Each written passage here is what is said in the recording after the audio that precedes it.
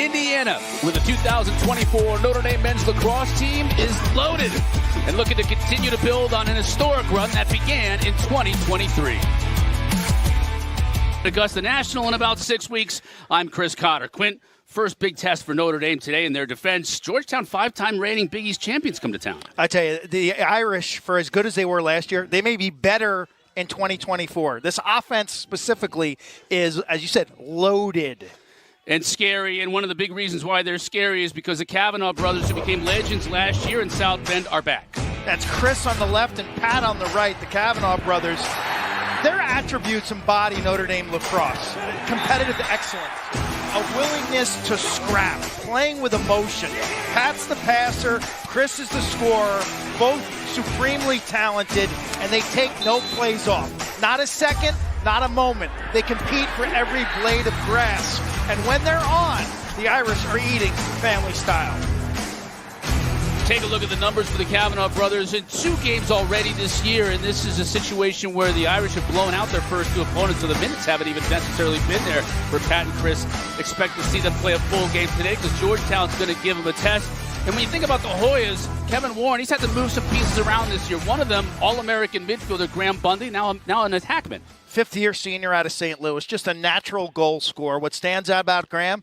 He can rip it. I mean, this guy is a pro-level shooter, varied release points, supersonic velocity. He's a high-volume shooter, but man, watching him in warm-ups today, in person, woohoo! I want no part of his high heat. Georgetown comes into this game 1 win and 2 losses. Their opener against Loyola was a disaster, but they've gotten much better in each of the last 2 games, including a win at Penn last time out. Will Lynch will take the draw against James Ball, first-year man after transferring in from Yale in the offseason, and we're underway from Arlotta. Ball wins the initial draw. Now he's in trouble, though, and this is quintessential Notre Dame. Defending after the draw was won. And it looks like we're going to get a loose ball push, and it's going to go back to the Irish. Face-off stats would say that Notre Dame last year was well below 50%. The reality is that they scrap, they hustle, they generate turnovers. Their attack will jump down and ride like banshees. Chris Kavanaugh, 50. Pat, 51. They'll be joined on the attack by the veteran Jake Taylor out of Denver, Colorado. A little bit of a new look in the midfield, including this young man right here, Jordan Faison, MVP of the Sun Bowl for the football team last year. Now playing lacrosse in midfield for the Irish. Dobson gets his left hand loose, and it's steered aside.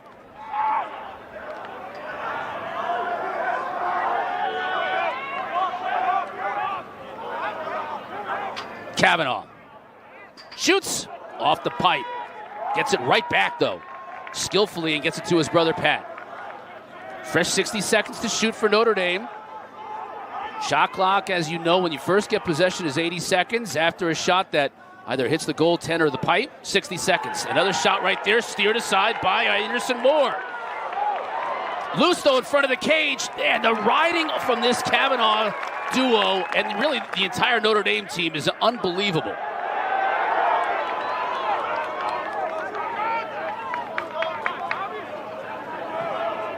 Here's Faison, as I mentioned. Wide receiver on the football team, 5 catches, 115 yards, and a touchdown in the Sun Bowl last year. Anderson Moore, you love him in goal, don't you? Freshman, limitless future, one of the best athletes at the position that I've seen in the last decade. Made a good stop on that shot from a severe angle. Got a little antsy on his outlet pass, Cotter. Didn't move his feet in the pocket, so to speak, to find the passing lane. Turnover by the Irish. First opportunity to see Georgetown on offense, 6v6, and it's a whole new look Georgetown offense. You think about who they lost: Tucker Dordevic, Brian Minikis, Jacob Kelly, Nicky Solomon, Declan McDermott. I can go on. Quarterfinalist a year ago, remade this roster. I think they're still a work in progress, but to me this team could be in the playoffs come the end of the year. Got a transfer now for Daro from Princeton.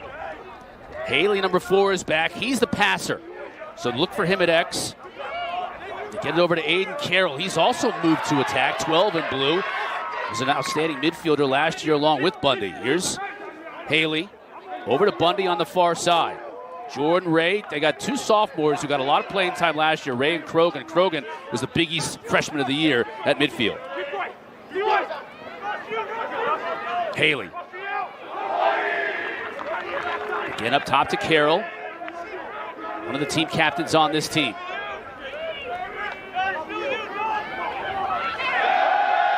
Shot clock at 10. Carroll got nowhere to go with it. To Haley. Got under his defender. He shoots and misses the target wide. Shot clock violation as the clock just wound down as the ball crossed the end line. Liam Ensigman, consensus All-American in net for the Irish. Grad student now out of Chaminade, Long Island, Point Lookout. Grew up playing for the Massapequa Mud Dogs, and he has clearly found his level point. Another turnover, though, on the clear by Notre Dame. That's 2 turnovers in 2 possessions for the Irish. That's the one area where his game has gotten a lot better. Needed to get better, isn't it, on the clear? It has. That looked like it was a communication issue. A good start for the Hoyas here, though. You know, they defend. They're going to be really patient with the ball. They do not want to get into a track meet with this Irish team that scored more than 20 goals in both outings this year. So long possessions are in their favor. Body punches to this Notre Dame defense and just try to hang around this game. Get this game into the 3rd or 4th quarter. Second midfield unit, including Larry Horning, now on the field for Georgetown. Beautiful trail check. That's Ben Ramsey, an All-American short stick D-midi. And look at Ensigman going in there amongst the trees to come out of there with the loose ball.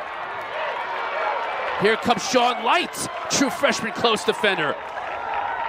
And with his athleticism, you don't mind him running into the offensive end, do you, Q? See how he gets out of this predicament. Tries to get it to Chris Kavanaugh. Nice job. Nice job. You know, he didn't lose his poise there running on the end line, Cotter. He's able to turn the corner and flip it to space. Got a super bright future. Both teams showing their athleticism here early on. Neither is yet to find the back of the net, though.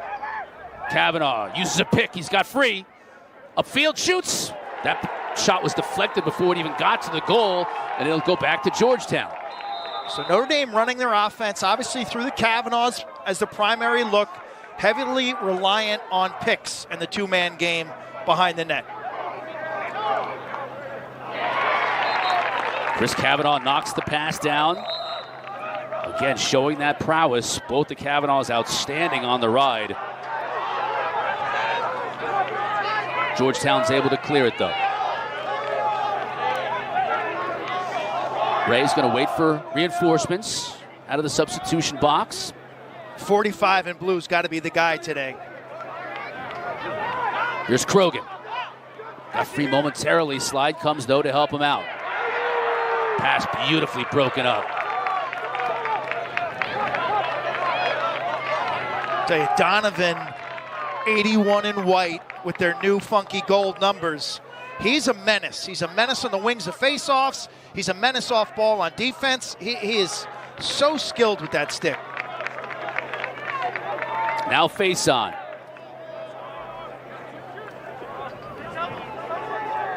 Over to Devin McClain. McClain, the transfer from Brown. Prolific scorer, 124 points on 77 goals in his career with the Bears. Interesting, they pull face on the freshman and put a shorty on Dobson. Yeah, here he is, Dobson attacking that shorty. Gets pushed behind the goal, now up top. Kavanaugh to his brother. Here's Chris. Giving him that left hand. Gets it back. Switches back to his right. Gets it to the far side. Faison thought about taking a shot. Trying to get away from the defender. Over the back, score by Jake Taylor. Out of nowhere, he scoops up the ground ball. Queuing almost in one motion. BTB, Irish on top.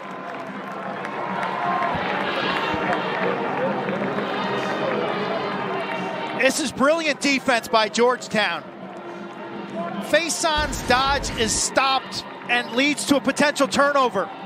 But as the Georgetown Hoya players move to the ball, watch Taylor, 13 in white, just so instinctive inside. He scoops that and puts it over his shoulder in one motion. There's no hesitation here. There's no thought process. It's just smooth as silk. That is the thing of beauty. Jake Taylor, you know, talking to Coach Corrigan about this attack line because of the injuries to Taylor over the last couple of years, to the Kavanaughs at the end of last year. They really haven't played together as much as you would think they have because they've been together for 3 years. It's just injuries have prevented them from playing fall ball together, a lot of games in the regular season together. That ain't no pretty boy lacrosse right there. That's relentless activity after the face-off, and the Irish, the hustle, get it back. Kind of reminded me of the Georgetown-Virginia game at Hofstra. What was that, 2 years ago in the quarterfinals? Right. Physical play off the face-off. Physical play before the face-off even started, as Coach Warren took a shot in the noggin in warm-ups before that game. He is fired up today in his 90s look. It's got metallic warm-up jacket. Satin-looking jacket like you and I used to wear in elementary school with the NFL teams on it. Guy's classic. Team's down 1 goal here early.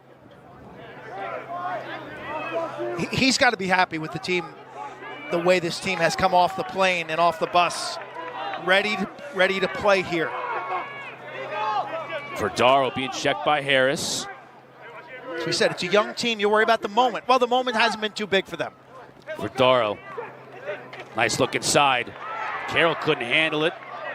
Back to Verdaro. Had it initially. Now he loses it. Here comes Bergmaster.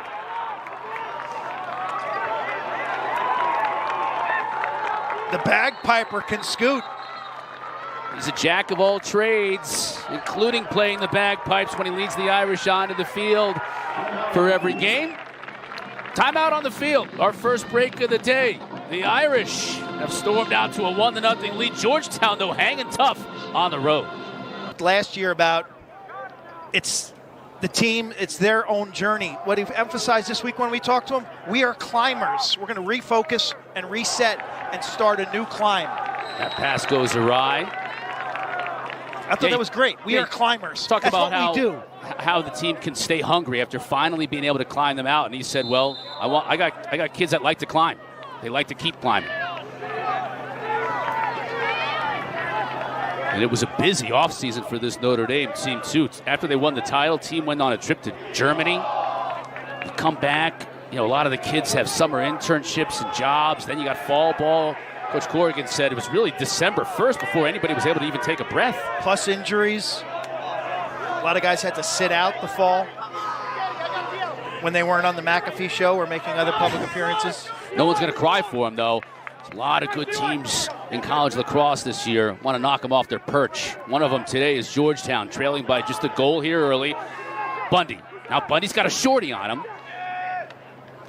Up top. Couldn't get the shot off. Now he does. And that's Caesar.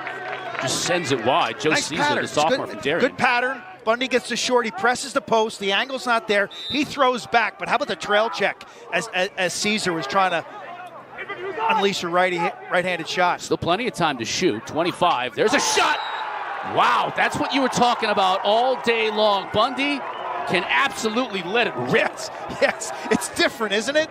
It's different. Even sounded different. Well, you know, I watch it on film. I haven't caught many Georgetown games, as many as you have in the last 2 or 3 years, in person. But you stand there in warm-ups and you watch him shoot, and I'm like, oh my gosh. A, I don't want to be in the goal. I'll get hurt. B, he mixes it up corner to corner, sidearm, overhand, underhand. This kid's got just a cannon, and that was a great display. He painted the corner. King Kong Bundy, as he is known on the hilltop. Midwestern product, St. Louis. I'm sure he's got a lot of family here. Face-off violation, he gets ball. First of the half. Irish back on offense. Second midfield, including Riley Gray. Think about the veteran presence they have, even with the depth at midfield. Jalen Seymour, Riley Gray, Bryce Walker. These are all players who have played for years. Riley Gray was running first midfield at times last year. So was Walker at Bryce times. Texas Walker was as well. Will Angrick 2 years ago was on first midfield before he hurt his ACL. A lot of depth this year for Coach Corrigan to work with.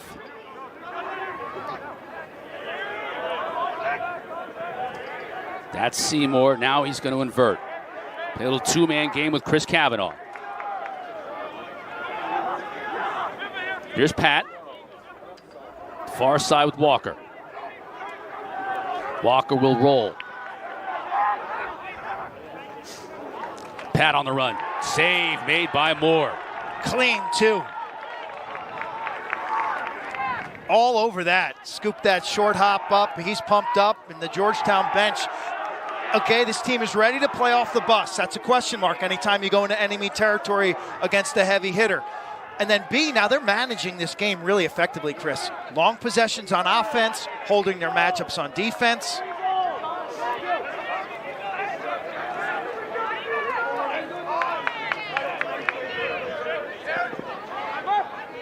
Ray wants to get it in the stick of Haley. Here's Haley. Operating on Marco Napolitano. Up top.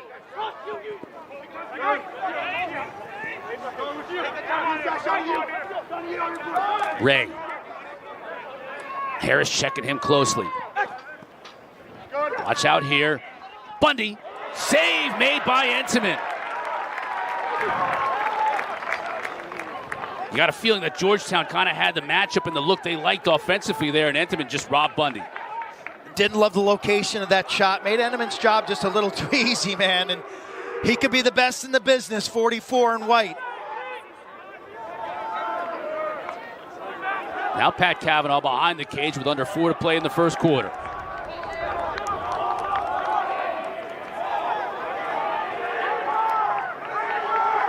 Like he and Taylor might work a two-man game. Taylor sets a pick. Defender slips it.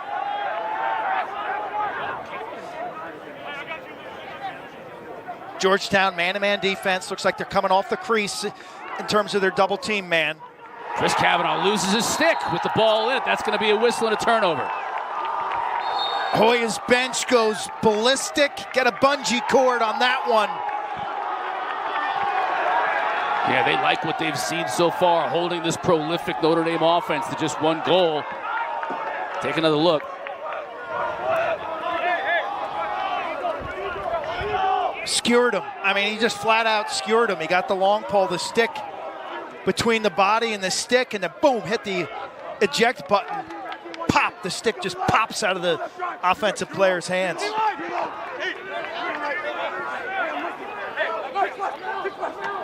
Haley looking to come upfield. Good cut, good score. Haley feeding Chase Llewellyn, who finishes. Hoya's on top. This is a look. If you watch film of Notre Dame from last year, they gave up 5 goals like this against Virginia. A deuces set, 2 behind, 2 men inside, and some kind of scissors cut or straight cut. And this formation yields dividends for the Hoyas today.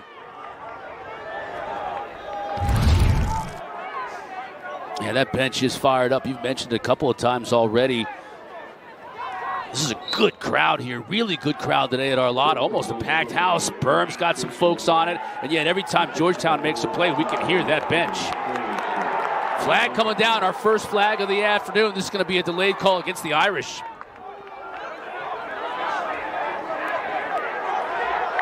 This could be trouble. Scoring opportunity goes high. Had a one more down to the lefty wing. Verdaro thought he would fire it up, missed the target.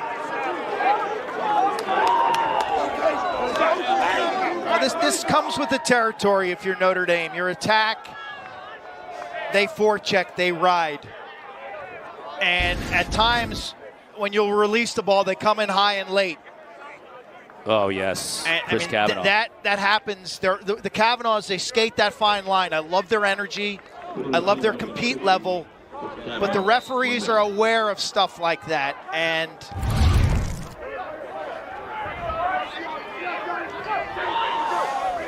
they got to get a feel for how that's going to be officiated this year. So a man up for Georgetown. Bundy shoots. Doesn't get through. Stays with Georgetown, though. Bundy, another shot, this time too high, but backed up by the lefty, Cade Caggiano. He's in on the man up for Georgetown. Defense blocks the first shot, and then Chris Conlon, 20 and white with a great closeout. Got to Bundy's hands. There's Verdaro. You better find 9 on the perimeter here. Yeah, he's on that wing where he likes to camp out. Now he's straight up top. There's Vidaro. Quick ball movement.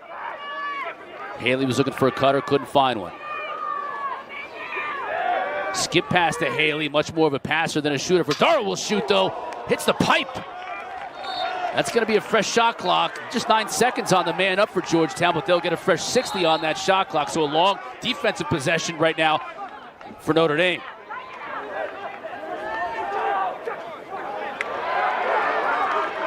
Can they get the big turnover? This would be huge. As it's full strength, Bundy loses his footing, and it goes to Notre Dame. So now they can avoid that big, long defensive set on this side. And they kill a minute penalty.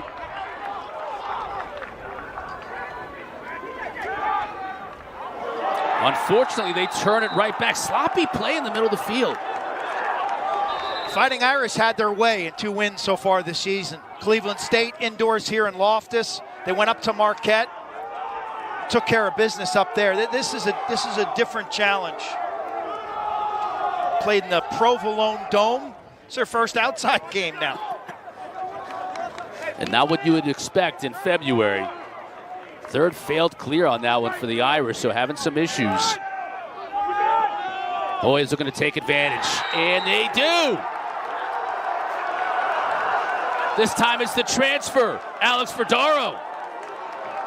All Ivy League last year with Princeton. Now he's paying dividends with the Hoyas in Georgetown. Explosive and versatile. Righty, lefty, he can attack you from up top a wing. This time, he drags the player behind the net.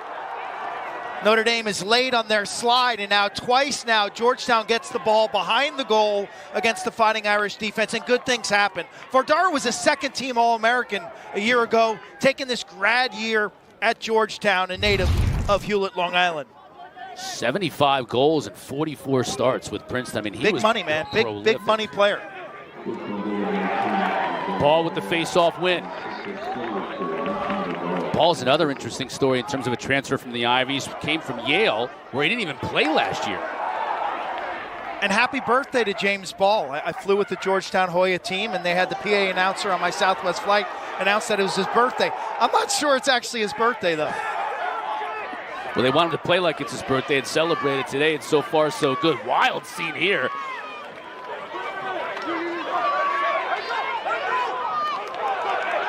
Georgetown's able to get possession. Did they get a timeout? No, they didn't. They threw it back to the middle of the field. So with time winding down, just 5 seconds left to go. Donovan's just going to have to let it fly, and it'll be picked off by the Hoyas, and the horn will sound.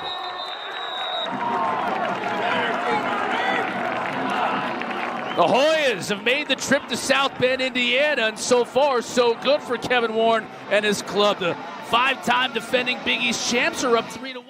Middle of the field, Warren looking great. That jacket, those Jordans, he's looking resplendent today. So he works it on the sideline. He's got that voice. Sometimes he sounds like a wounded walrus. Sometimes he sounds like a high-pitched bird. Pitch perfect is what he called it, in his own words. You know, he's got multiple screams for different situations. Lynch won the face-off and thought about maybe firing a shot at Moore, and now he's going to sub out.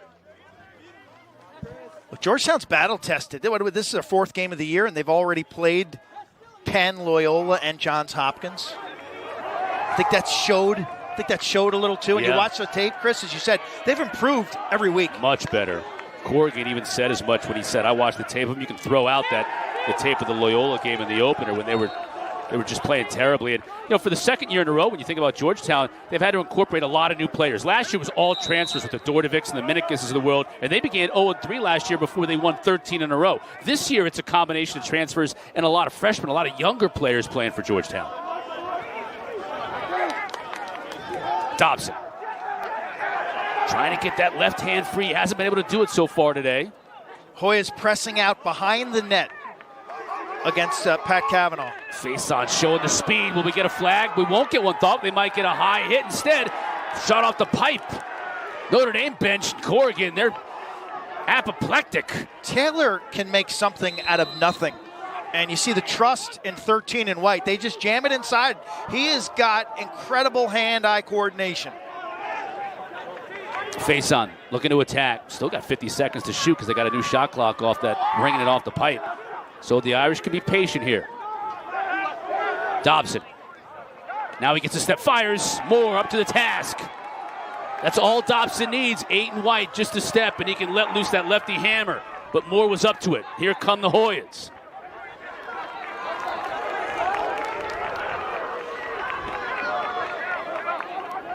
Bundy with Bergmaster coming out of the box to defend. Now Georgetown will complete substitutions. Bundy's looking to dodge. Darrow and Ray come in. Ray had a big day against Loyola. A lot of successful ISOs from up top. 45 in blue. He can really move. 7 goals on the year. Krogan. Behind the net. Nice catch by Haley. Back up top to Bundy. Pass all the way over to the far side for Darrow.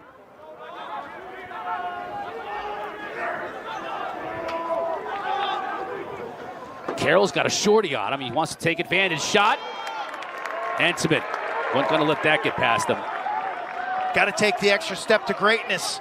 John Hogan, the offensive coordinator, goes back to that single invert with a high crease, trying to give him a lot of space. But Endeman shuts the door. Seymour.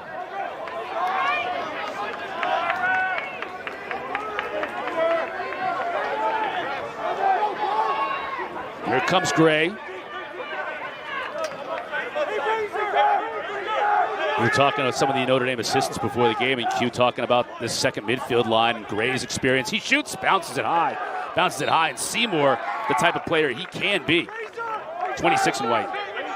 Riley Gray, 6'4", grad student from Long Island. Certain calmness. He scored, 16 goals last year? Jalen Seymour, a junior now at 6'4". Loads of potential. 26 in white. He's on the cusp of being great. Kavanaugh slide had to come, and it does brilliantly. Ty Banks, the freshman. Now Chris Kavanaugh comes out of there with it. Look at that skill to keep possession and to get it to Walker. That's great lacrosse. That sequence right there. Gritty grounder by Chris Kavanaugh. Oh, another beautiful play by Jake Taylor.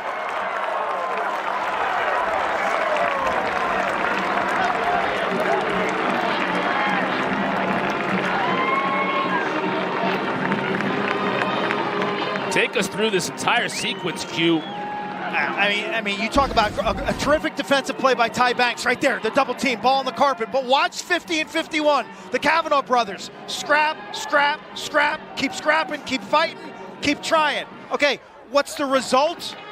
Well, and what's the equation? The equation is Jake Taylor, the magic man inside. Effortless. Spinorama, little head and shoulder fake where he looks down low. Anderson Moore buys the fake here on a Sunday, and he puts that top shelf. Makes it look so smooth, doesn't he? The other thing, too, you mentioned it before, just it's so instinctive. There's no thought process at all. Jake Taylor, Denver, Colorado, 2 years ago had 8 goals against Syracuse. After he'd been injured. That was his first game coming back. He's dealt with multiple ACL injuries, and it's a symbiotic relationship with the Kavanaughs.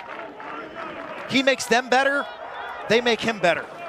And the one thing Corrigan said, too, with those three is they can all do a little bit of everything. Some of them are better at one thing than the other thing, but they can all do it all.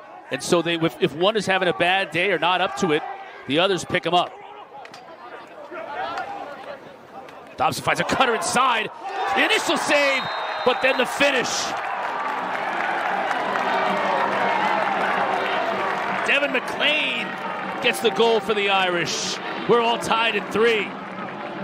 There's a lot going on in front of Anderson Moore. I was going to say, the game is moving fast. And while this isn't pretty, it shows you how dangerous Notre Dame is. When things go awry, rebound, boom, McLean's right there. When you drop the ball inside, boom, Jake Taylor is there. So you give him a crack, and they're going to capitalize. Look at that finish to the near pipe. You talk about skill. He's got about a 3-inch window between Anderson Moore's left hip and the post. Yeah, and Moore made a fantastic initial save. McLean, a graduate transfer from Brown. He's one of 10 graduate students in the Notre Dame 2 deep. This is as veteran a team as only compares to Duke. Notre Dame's like the new Duke with all these fifth-year players. 3 straight face-off wins for the Irish to start this second quarter. As McLean doesn't want to go offside, so he waits. And now we're 6v6 with face-on.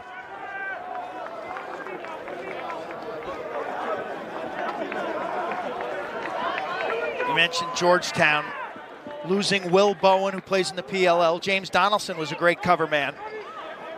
So it's young down below, but veteran at the defensive midfield position. And that's where they're really good. Will Godine, Jack Leary, Dylan Hess with that caused turnover. Yeah, Dylan Hess with a great play. It's a point of strength, midfield defense. Throw in Wally Halpert on pole, and that rope unit, one of the strength. Both of these teams have very strong rope units. A defense is only as good as its weakest link, Cotter. And if you got some shorties, defensive midfielders who can't hold up their bargain, they're going to get picked on, and everyone else is going to be compromised. But you mentioned Bowen and Donaldson. You have Will Timinovich, who's here in sweats on the sideline. He's injured, got an injured arm, and he cast. So the 3 close defenders for Georgetown in their quarterfinal run last year are all out of this lineup this year. Okay, Bundy's got a shorty on him.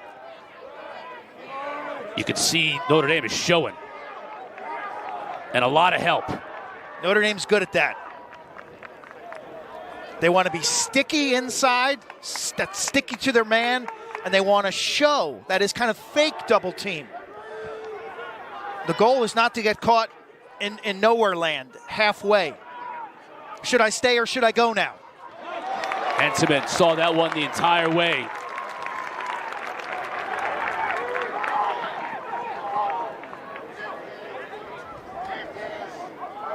Two teams settling into a good, entertaining lacrosse game, knotted up at 3 apiece.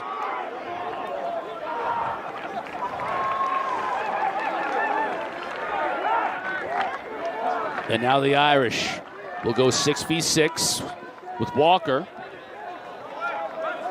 And they'll check in Riley Gray and Seymour. The defender left Walker initially. Kavanaugh, always defender slips. Now he's got the advantage. Who's got a better second midfield in this group? And that's why they get a lot of playing time. Here's Gray. Back to Kavanaugh.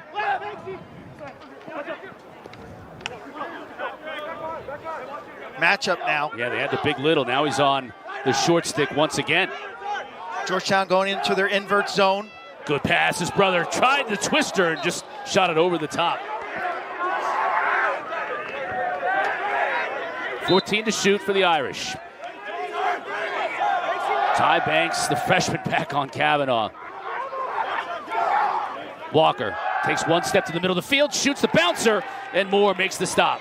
And a great outlet pass. Trailer maybe here. Georgetown's going to elect to slow it down. How about Anderson Moore? Freshman from Birmingham, Alabama. Played club ball by you, Cotter. He played in Atlanta. Yeah, Thunder, big club there in Atlanta. So he would drive on I-20. What is that, 2 hours, 2.5 hours? 2.5 from Birmingham, maybe a little bit more, 240.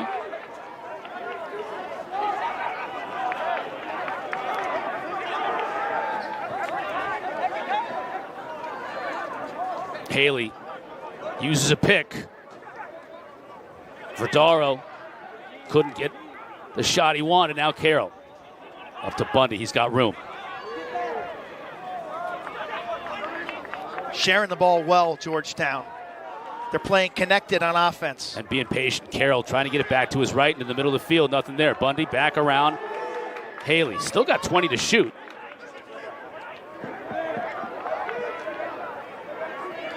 Haley looking to feed on Walker. He's got an offensive player out there on him, 5 and white. Verdaro now down to 6 to shoot. Verdaro got to get something quickly. And they're not going to get his shot off. So patience for Georgetown offensively, but even better defense for Notre Dame. Kevin Warren whispering to offensive coordinator John Hogan. Although Warren did tell us this week, he said, it's not the worst offensive possession to take all 80 or 60 seconds off the clock. as long as you don't give Notre Dame something quick in transition on the other end. 60-second possession is okay. It's a Georgetown team. They beat Notre Dame here in 2022. Different kind of day. It was like 17 degrees out. Owen McElroy, the Hoya goalie, made 24 stops. That's ridiculous. It's a good rivalry these two like universities have. Dobson. Swish it to his left hand. Are we going to get a push in the back? No, we got a crease violation instead on Dobson. Nice look by Moore, the young goalie, whistle ready. The freshman gets rid of it. Banks is going to be a star. You got two young freshmen in this game, defenders, starting for name programs. Sean Light, 90 for Notre Dame. You see him right now. He's covering the ball, the big righty, and then 17 for Georgetown, Ty Banks.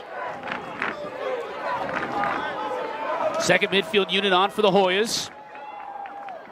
Krogan is out there, along with Llewellyn, who had a goal earlier in the game. That's 8 in blue. Krogan thought about going his way, now instead behind the cage. Irish pack it in on defense. They're really inviting the outside shot.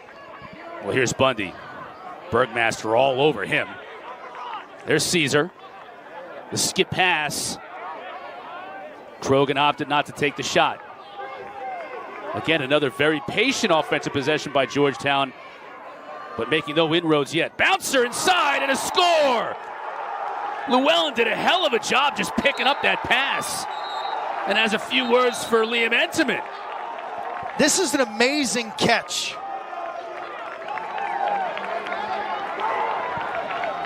Chase Llewellyn, senior from Loyola in Baltimore, multi-sport in high school.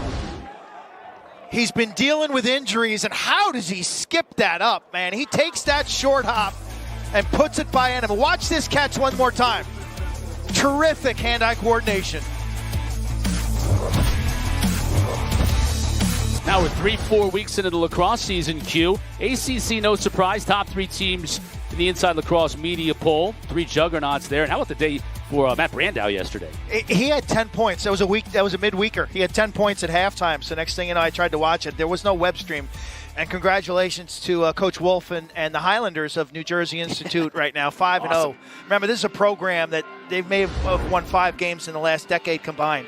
So a huge turnaround. But one thing about also unbeaten. Watching those games, like this upcoming week is the best televised lacrosse in the history of the game. Tuesday game, Towson Loyola. Wednesday, Syracuse Army. Thursday, monster women's game, BC and Northwestern. Friday, ACC action, Duke and Carolina. Friday, Saturday, and Sunday. Friday, Saturday, Sunday. Like, I've never seen a week like this. Right, it's upcoming be week. Great week early on in the year. It's going to be a little bit of a separation week to see who's as teams now, or everyone's going to be playing good teams. You're back here next week. I've got Hopkins at Virginia on Saturday. Right. Yeah, we'll be here with Maryland and Notre Dame next Sunday. There you go, noon on ESPNU. Clark will be here with me next week. Love the Sunday time slot, standalone game. Love it. Bundy, double team comes. So Ray is open. Now the extra pass.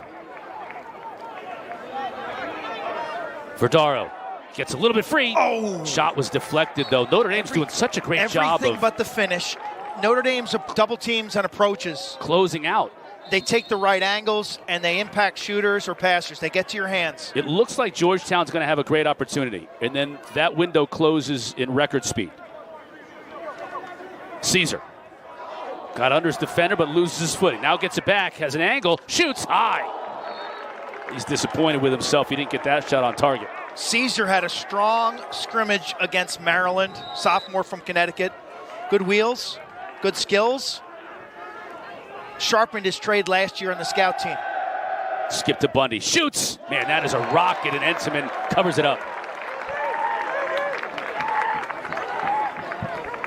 We had a great angle on that shot from the booth here. Straight on. That's the type of save that sends a message to Bundy. Not today. You're going to have to get a little closer if you expect to find the net. And if you're Bundy, you got to make the adjustment. I can't beat him with my high heat from 16.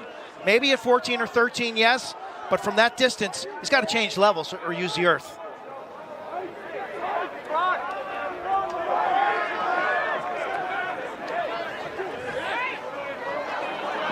Double team comes, closing the door on Seymour. Now we'll get to the far side to Gray. Chris Kavanaugh. Here's Walker. You just heard Kevin Warren yelling and screaming. Gray back to his left, a little bit of room. Nice pass inside. Walker, bounce shot goes high. 17 seconds. Let's reset the shot clock here to 60. Yeah, they gave him a reset. Why? Warren can't believe it. He wants an explanation. We got blood on a Georgetown player's leg, and that's why the stoppage. But I didn't think that was a save. If it was terrific. If you're Anderson Moore, you're working the officials right now saying, that didn't hit me. Yeah, Leary's going to have to come out and get some work done. Now another whistle. Coach Warren wants a timeout. He is hot.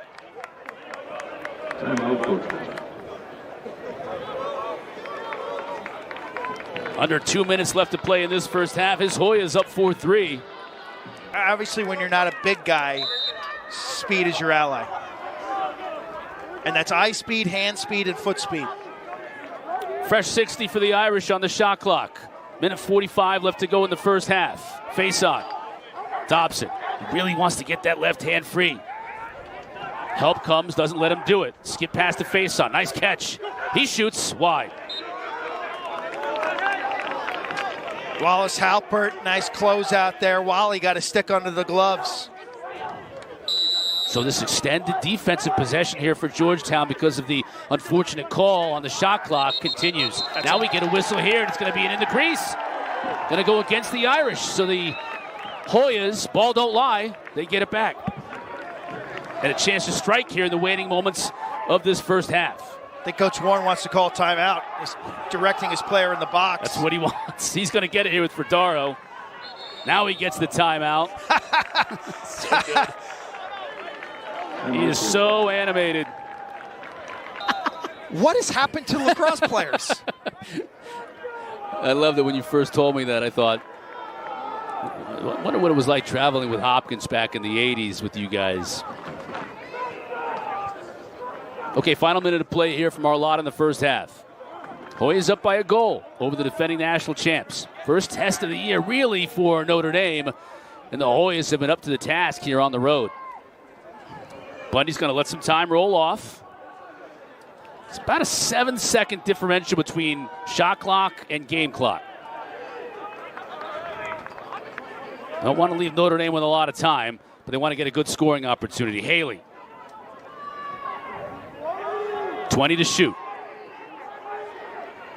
Carroll over to Bundy. He's got room. Steps down. Ooh. Hits a defender. You heard that thud. Is that Ben Ramsey? 10 seconds now for Georgetown to shoot.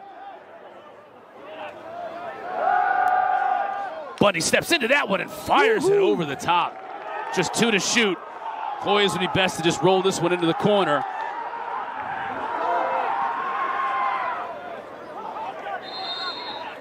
And that is exactly what they'll do to set up the ride. Stay awake now if you're a defender. The long bomb to the Kavanaughs can be dangerous. You want to stay ball side, top side, and take arms. Long shot off target. Bodies fall in front. Horn sounds. No harm done.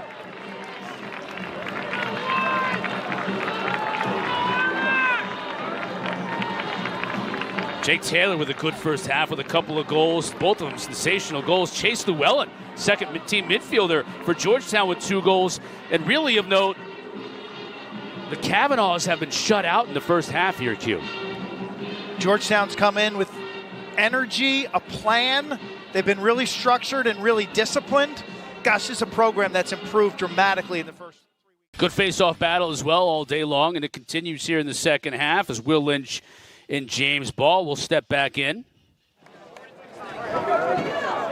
Ball with the slight advantage, 5-4 in that first half. Lynch has gotten the better of him recently, though. That's 4 in a row for Lynch. All of them cleanly to himself.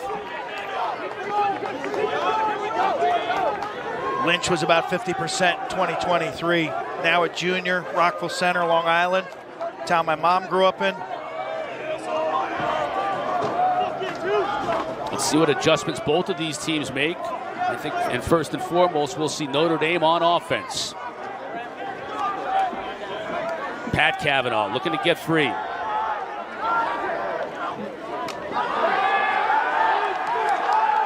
Now over to McLean. Face on. Push behind the goal to Chris Cavanaugh. Not the shorty matchup. Georgetown is good to show and go. McLean. Up top to Pat. Inside to his brother. Can't handle the pass. Just been a little off all day long. Hoyas are winning the matchup at the point of contact. They've navigated through picks really well. This is what Moore. That's what Moore can do for you right there. That's where he's a little bit different. Little Jimmy Beardmore in his game. He can go coast to coast. He could run a shift at midfield if you needed him to. Krogan back on, and he'll be joined by Bundy now coming out of the box. And a full head of steam for Bundy. Watch out here. He opts not to shoot it. That surprised me a little bit. Down the alley. Haley looking to dodge from X. Out of respect for Entenmann, he kicked that one behind. Krogan. Now the help comes over to the far side and Carroll.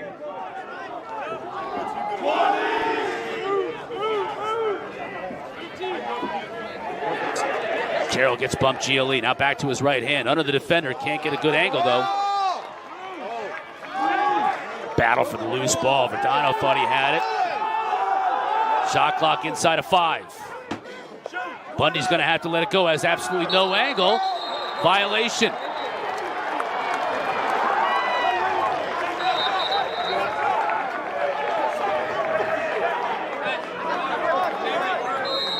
It's a few of those we've seen today from Georgetown. They're fine with it. Nice defense by Notre Dame. In the throwback, they threw it inside. The double team was there. Had he lobbed that or skipped that over the formation, they might have gotten a step down. But Notre Dame, they play all 6 guys like gears. You know, they operate together. This great connectivity of this Notre Dame defense. Seymour. Taylor's way up top now. They get it to Gray now far side to Walker. Cavanaugh is spending more time on top of the formation. Got under his defender, though, and just misfires. So that's an adjustment at halftime by Chris Wojcik, the offensive coordinator at Notre Dame, who's done terrific work the last 2 years.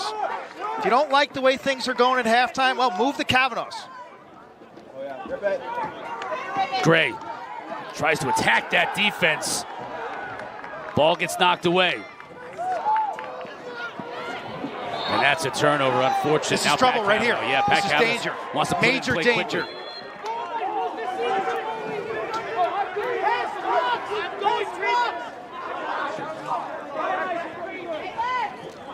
Seymour with the left, tough angle.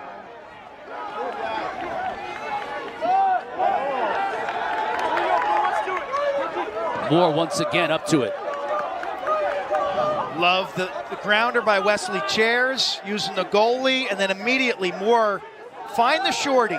Find your midfielder who can punt, return, clear. He's going to sit down for you. You keep it simple. Get the ball to the guys who can run it out.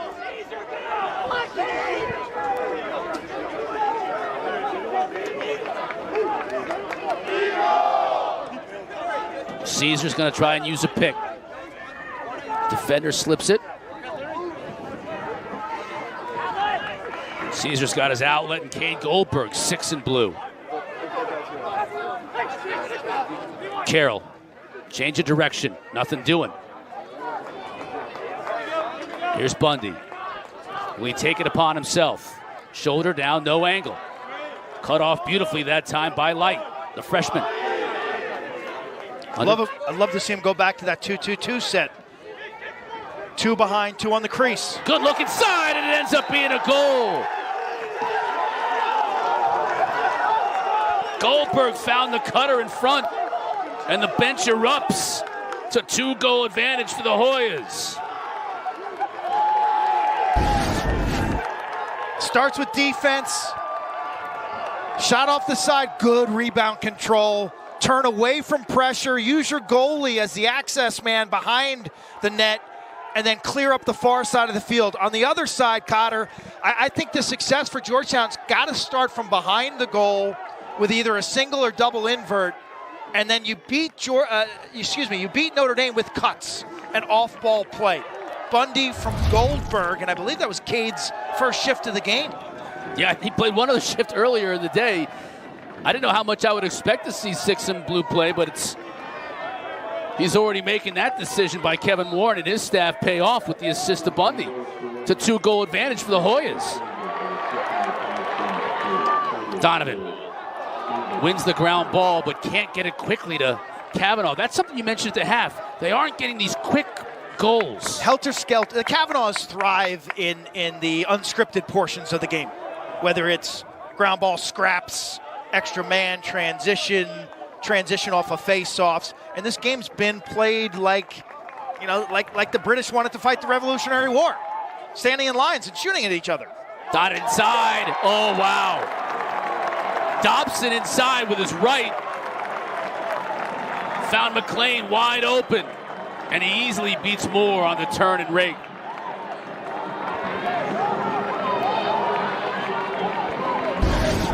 Terrific crowd here. Dobson swims, draws the eyes of the defense, and you see when you go halfway, you got problems. Because halfway means you're not doing either. You're not double teaming Dobson, and you've left a man. You see, you step up field, you can't leave that man without having the second slide behind you. They work in tandem, Cotter. They work in tandem together. One guy goes, the other's got to follow defensively. Didn't work on that play, and Devin McLean was wide open. Gets us back to a 1-goal deficit for the Irish. Lynch wins it forward to himself.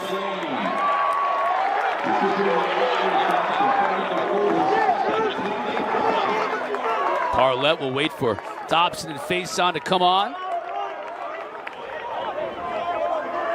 Tell you, these fans, both benches, great spirit and enthusiasm today. Good crowd on the berm on the far side. They've gotten the snow out of the way. Faison, look at that move back to his left. Oh boy, that was a highlight reel goal if he could have buried it.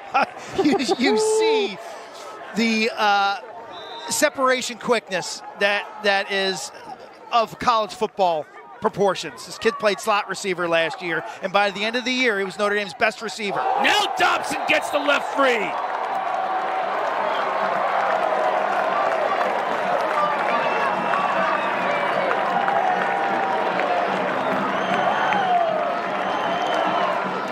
Everybody here in attendance knew it was just a matter of time before the lefty hammer was unleashed.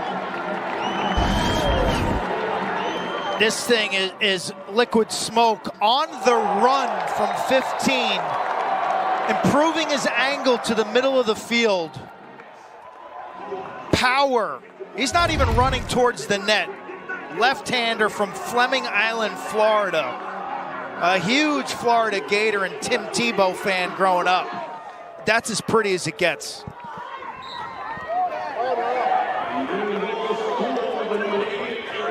Ball tracks it down. Now he's in trouble. Momentum is clearly changed here. Fans on their feet. Notre Dame looking like Notre Dame.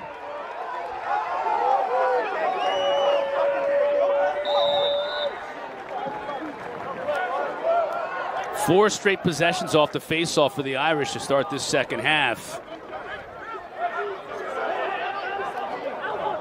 It has helped them to regain the momentum and to knock this game at 5 apiece. Good clear by Conlon, 20 and white. Graduate. Took an investment banking job this fall. Actually comes back to campus to wrap up his eligibility.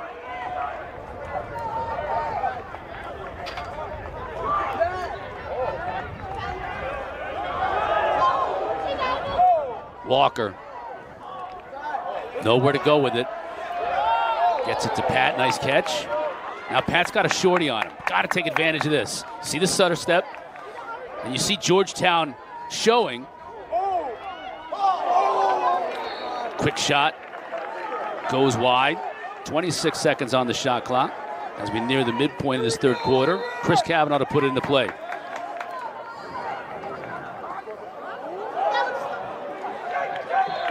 Race won by Georgetown when it goes out of bounds. Turnover on possession. Notre Dame has outshot Georgetown 7-1 in this third quarter. Face-offs. Verdaro looking to clear. Got to get it across in the next 5 seconds. They just do it. 60 seconds. When the shot clock hits 60 seconds, that ball's got to be across midfield. So now Georgetown on 6v6, looking to regain some of that momentum and the lead.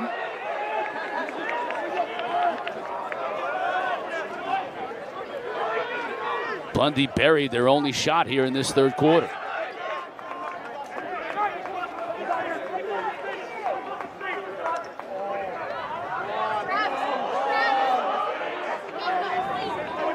Krogan looking to dodge. Haley, 20 seconds to shoot. Got the short stick midi on him now, and Harris. Shoots, tough angle, stays with Georgetown. 11 to shoot. Notre Dame's defense, that one of their signatures, they protect the middle, they protect the paint. They keep you off on the fringes and the edges and let Entenmann gobble up those weak angle shots. Krogan shoots, scores! That's a big goal for Georgetown with the shot clock down to 2 seconds.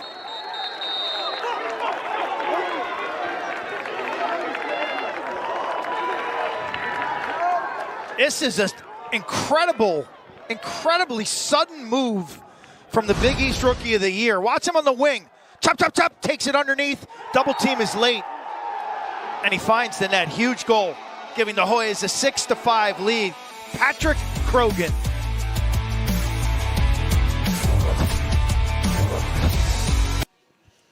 (6-5) Georgetown on top. 6:25 left to go in the third quarter. Chris Cotter and Quinn Kesnick with you.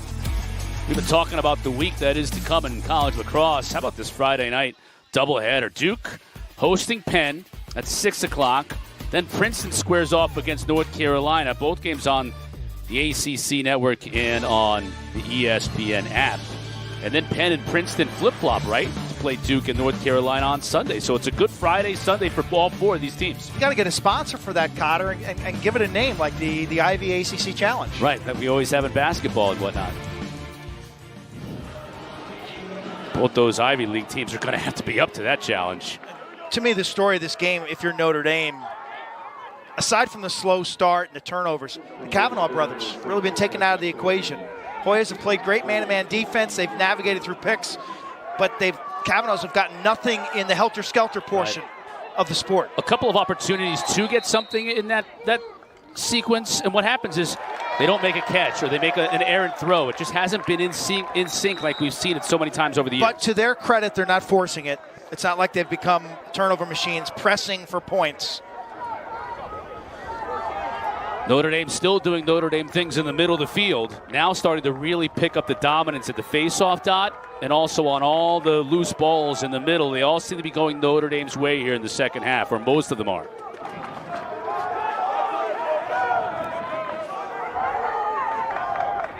Taylor muscles his way in, gets the ball taken away from him, though. Nice kick. And an even nicer pickup by Lynch. This is the type of situation where the Kavanaughs can thrive. A little unsettled.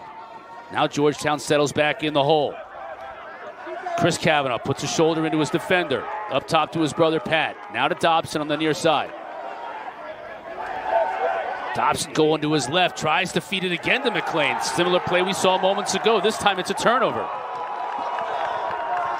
That's a fun matchup of two seniors. Dylan Hess, 40 in blue, matched up against Dobson.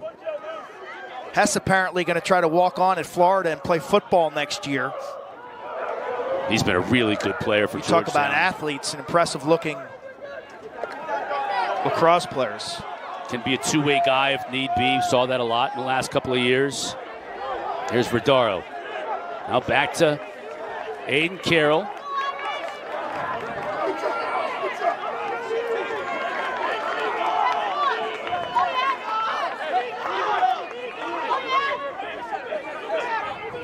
Georgetown's been so mentally tough in this game. They've stayed with their plan. They've stayed with the structure and the discipline. Carroll is just looking to dodge from X, the other direction.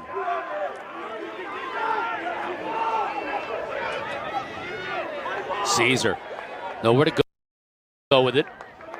So he'll survey from GLE. 20 seconds to shoot for Georgetown. Carroll. That shot is high. Check that was Verdaro took that shot. Now Carroll will put it into play.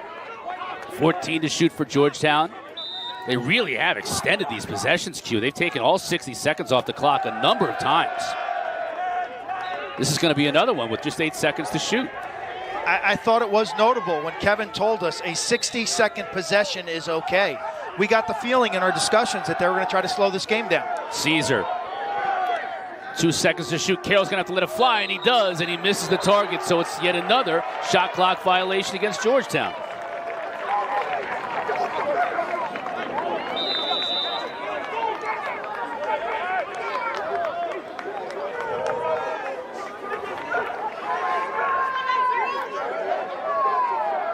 At times, and especially in the second half, we've seen Notre Dame speed things up a bit. And then Georgetown slow it down. It's an ebb and flow. Notre Dame wants to go quicker. They want more unsettled situations. Georgetown, as we've seen with all the shot clock violations, they want to slow it down.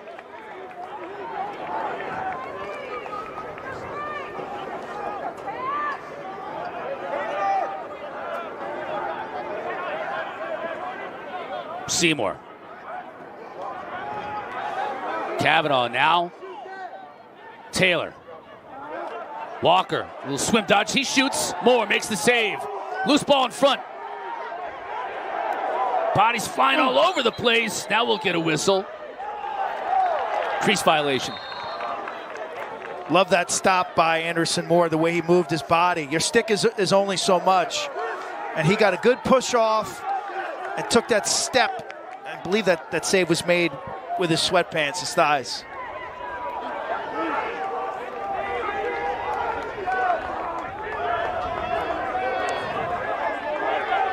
Georgetown again, slowing it down with Goldberg. Back behind Aiden Carroll. Here's Ray. Slide comes. Now Ray's looking for help. Gets it from Carroll. Haley. He's the distributor on this team. Nice play. Stepping right in the passing zone. That's Donovan. Donovan showing his strength running with the ball on his cross. So skillful. 81 in white.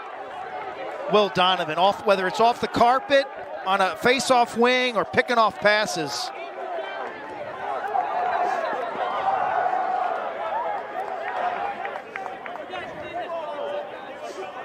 Minute and a half left to go in this third quarter. Irish looking for the equalizer. Dobson down the alley. McLean wide. A little bit of heat on that shot.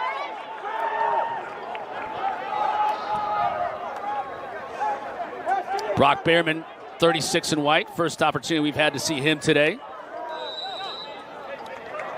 Freshman out of Macedonia, Ohio. Went to high school at Salisbury. It's a long commute. Yeah. That would be that story you always heard from your father. I walked to school 10 miles, uphill both ways in the snow. Face on. We've seen flashes. Shoot, score! Well, now we're seeing more than just flashes.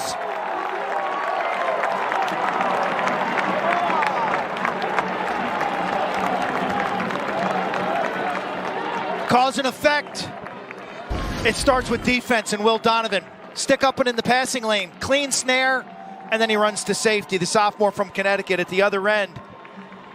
This was one time in this game I thought Anderson Moore, the goaltender, guesses, and he thinks low. Watch him kind of sells out a little too early, drops his stick, drops his body, and Faison, the two-sport athlete wide receiver, you see, if he just stays still there, that hits him right in the face. Faison, recruited as a lacrosse player. Coach Corrigan showed the tape to the football program, and the football program said, oh yeah, we'd like to have him play football for us too. We'll put him on scholarship. So a benefit to the Notre Dame lacrosse program there. He's going to play both. He's got that quiet confidence. Kavanaugh loses his helmet. This is going to be a penalty against Georgetown. Now the question is, at what length will it be? Because his helmet came off, Chris Kavanaugh is going to have to go to the bench, though.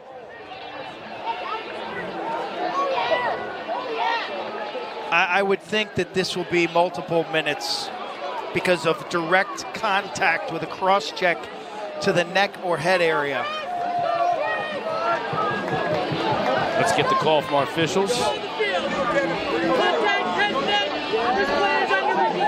Yeah, they'll review it to determine the severity.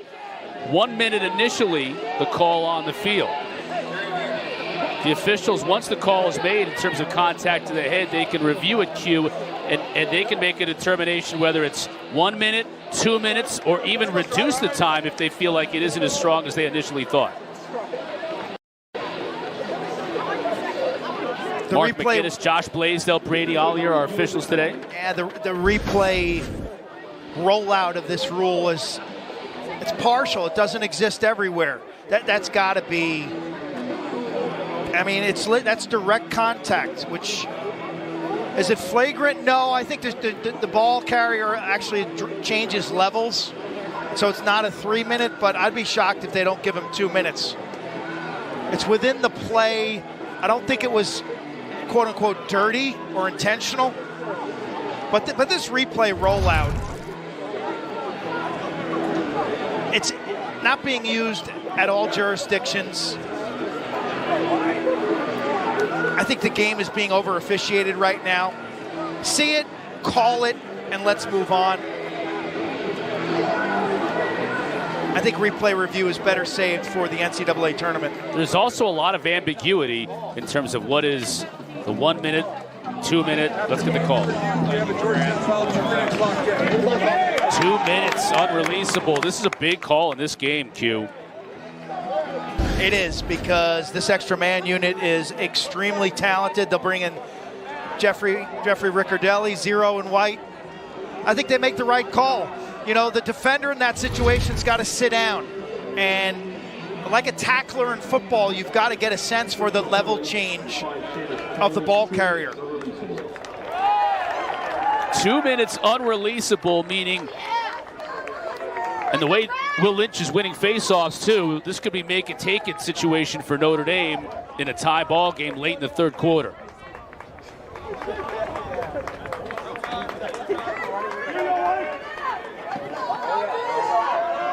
Pat Kavanaugh up top, Dobson with the lefty hammer on the far side. McLean shoots, hits the pipe. Stays with the Irish. Interesting to note, because the helmet came off. Chris Kavanaugh, they let him back in. He's back in because it was, I suppose it was a penalty against. Here he comes. He's coming back in on the field without a stoppage. Now, clock is going to run down. The Irish just want to get possession going into the fourth quarter, so they let that clock run down. And we're going to the fourth quarter with Notre Dame up, all tied at 6 apiece. Grogan found the back of the net for the Hoyas.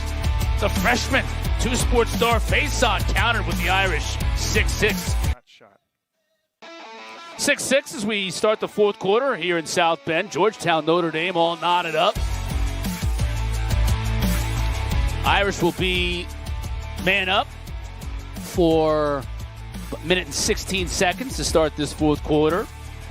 Last time Chris and Pat Cavanaugh, as you can see in their careers, went without a point, as they are right now. Goose eggs across the board for Pat. Never.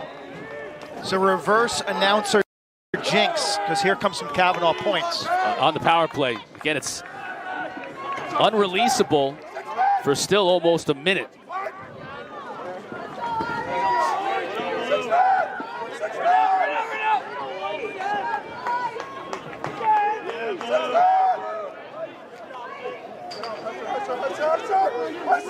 Chris and Pat going back and forth. Chris shoots, scores. Well, there you go.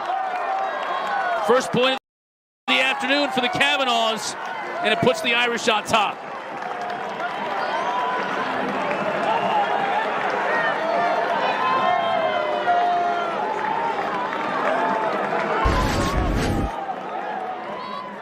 Three set.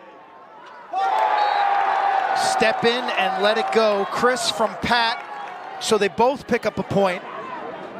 And now the face-off, the penalty continues with 48 seconds to go. So this is a power play face-off for Notre Dame.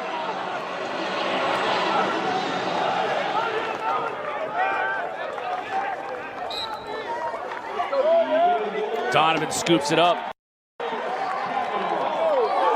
And he loses it initially, picks it back up, has to get it in this cross of an offensive player. There's Jay Taylor. Still 30 seconds. Mucking it up, though. The Hoyas killed about 15 seconds just by hustling.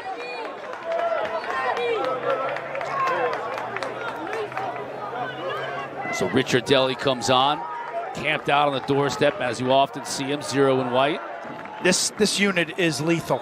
Dobson, the big-time lefty shooter, near side of your screen. The two Cavanaughs on the far side. There's Dobson, going to let unleash it and more. Makes the stop. Now Hess and the Hoyas will look to clear it and run the rest of that clock out. They do, even strength. Limited the damage on that 2-minute unreleasable to just one goal.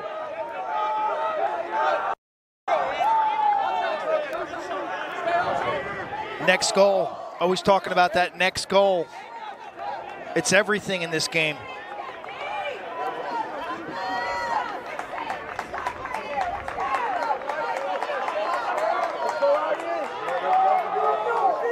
Fedoro on Donovan.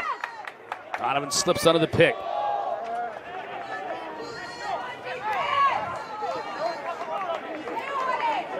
Haley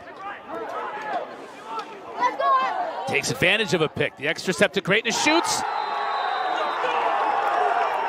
You said it in the first half. You take that extra step to greatness, it increases your angle, and it means the tying goal, 7-7. You've got to attack Notre Dame's defense from behind the net. The nuance of this play is that defensive midfielder Dylan Hess stays on the field. And with him, Dobson, Aiden White is there also. They just momentarily misplay that pick. Hess sets an amazing pick. I mean, it was solid as a rock. And it gave the ball carrier just enough leverage to take that extra step to greatness. And Haley buries it, 7-7. Man, this is promising to be a big-time finish.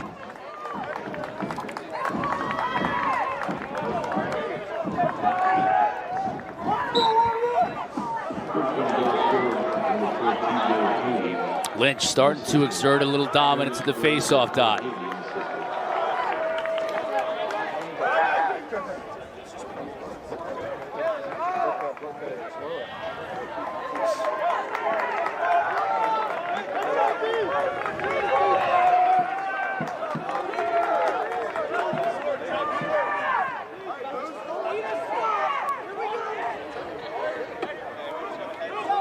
It's been blow for blow here in the second half.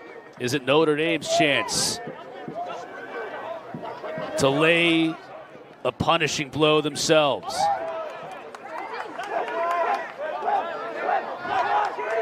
Maybe the floodgates will open for Chris and Pat Cavanaugh after Chris's man-up goal. He's got a matchup he likes. Jump shot. We got a flag on the play. Officials talk things over. We got to get interference. We got to get a push in the back. Push in the back. With possession, Q. 1-0. Push with possession.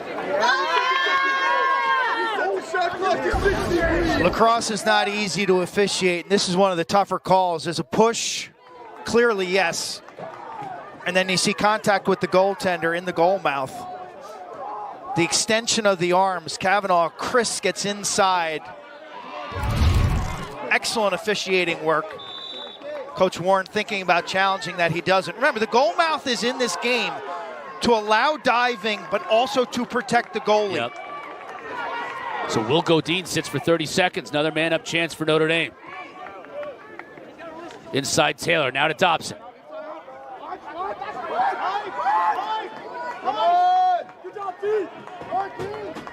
Ricciardelli. Keep him on the perimeter. Nothing gets through the defense. No skip passes. Dobson fires off the pipe. And it comes right out to Godin, who ran right Still by a it. shot. Yep, it's still going to be Georgetown ball. Closest to it when it went out of bounds. Bundy wants to go quickly. He's got a man on the far side. Oh! Right into the cross of Entenmann and Wally Halpert. Irish back the other way. Moore makes the save and a flag.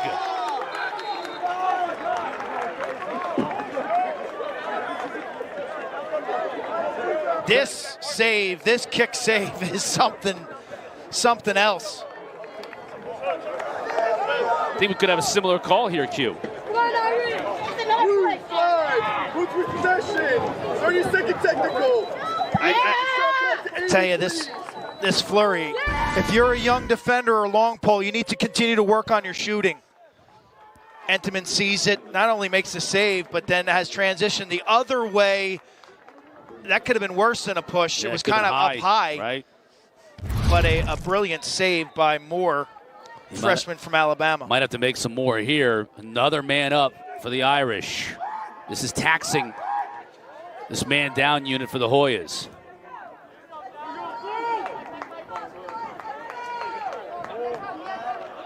Pass, Ricciardelli makes a couple of moves and scores.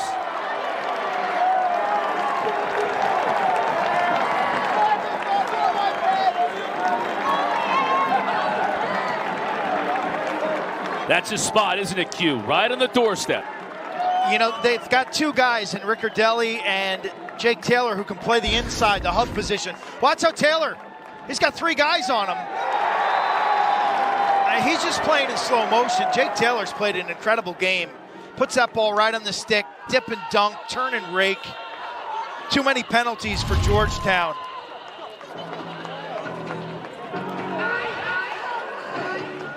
Three in the last 5 minutes of game time, Q. And it's led to two man-up goals, enabling the Irish to forge this slim one-goal lead. I think penalties, Chris, are a bigger story now with multi-minute unreleasables being more commonplace. And we saw yesterday, Denver scored 5 extra man goals in their win. North Carolina against Hopkins had a 6-on-3 advantage and didn't score. And then the momentum goes the other way when you don't score. You better be investing time in your specialty units. Another middle of the field push in the back that went against Georgetown, but they got the ball back. Or I should say went against Notre Dame. I mean, back in the day, no one ever got a non-releasable. It was really rare. Now they're happening in every game. Ray shoots. Wow.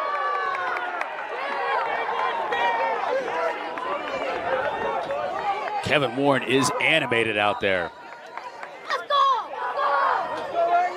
Well, he knows the way the penalty scenario has shaken out here. Krogan. And tried to get that right hand free, just couldn't quite do it. Parlett was all over him. Now Ray lowers his shoulder into a defender. Nothing doing there either. Georgetown will spin it around. Still plenty of time on this shot clock at 35 seconds, so no reason for Carroll to hurry.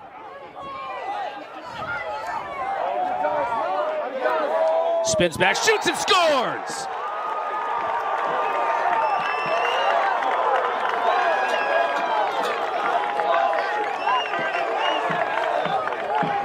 Get the ball behind the net and great things happen.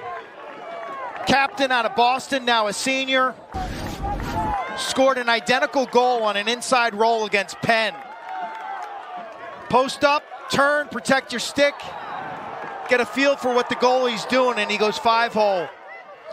Again, protect your stick. You keep that in your strong right hand, and by the time the coma slide tries to come underneath, he's gained inside leverage. Back to 8-all.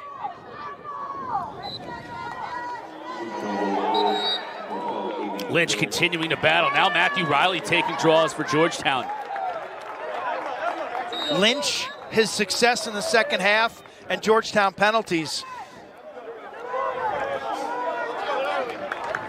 kept Notre Dame in this game. Yeah, giving them the momentum, and they've been able to hold it.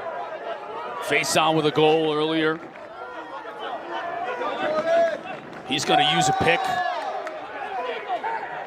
Showing that quickness, loses his footing though. We're going to get a flag. That's going to go against Georgetown again.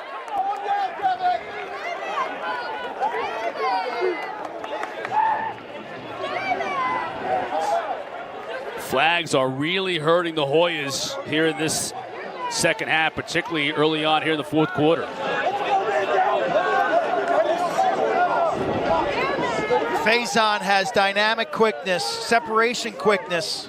In fact, I spoke to Notre Dame quarterback Sam Hartman at the Senior Bowl, and I said, what do you think about Jordan? He said, by the end of the year, he was our best receiver. Oh, wow. That's our best receiver, uncoverable in the slot off of press coverage. And you see how those skills now correlate or translate on the lacrosse field. Yeah, MVP of the Sun Bowl for the football team, had 5 catches, 115 yards, and a touchdown in that game, and the revelation of the Sun Bowl. And once again, the Irish man up. 2 goals already on the game. One of them from 50. Chris Kavanaugh, Matt Kavanaugh inside. Ricciardelli scores his second. On a beautiful feed from Pat Kavanaugh.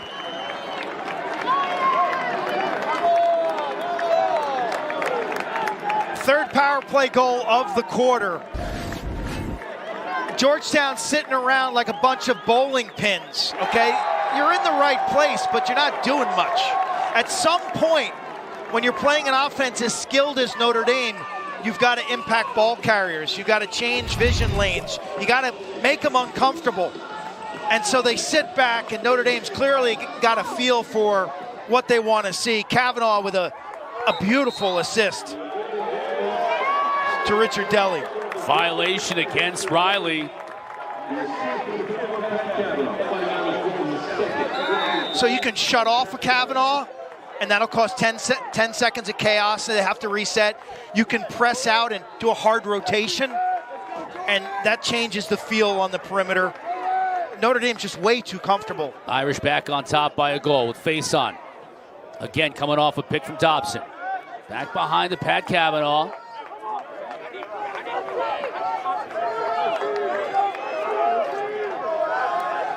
Dobson.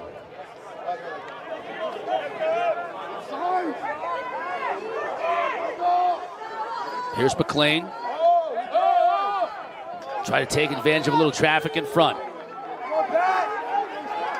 Pat wants a pick.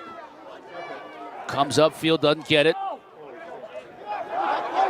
Dobson tried to skip past to a whole lot of traffic.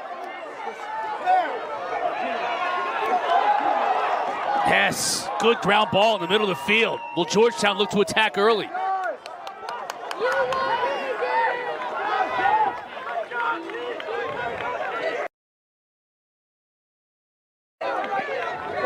Bundy. He's just itching to go to the goal. Llewellyn's had a good game, a couple of goals for 8 and blue.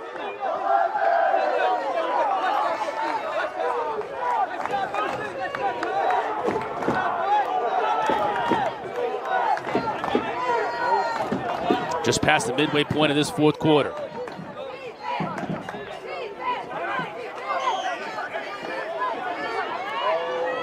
Carroll.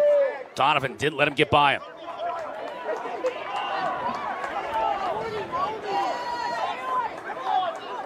.30 to shoot for Haley.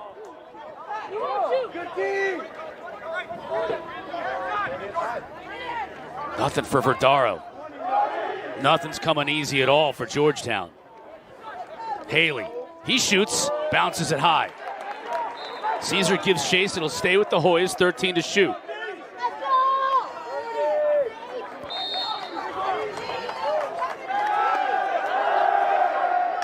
Slide comes, that leaves Verdaro open, but Entenmann is there. Body stop. His best of the day. It was a great look by Georgetown. Verdaro's stick broken too as well. Here comes Seymour and the Irish up a goal with the momentum. Clock ticking down now, 6 minutes left to go and change here in this fourth quarter.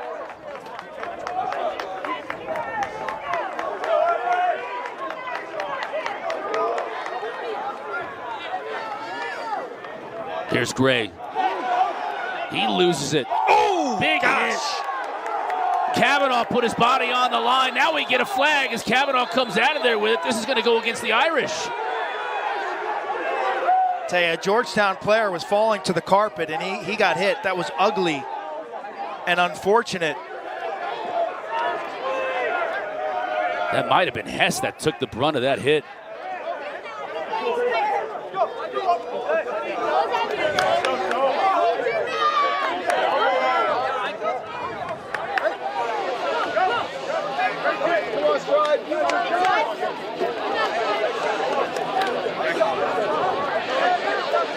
We'll take a look at this call, let you know what the officials decide when we come back. 9-8, Irish on top. 5:50 left to go in this game. Here's a look at it. Wow, that is a big hit from Chris Kavanaugh.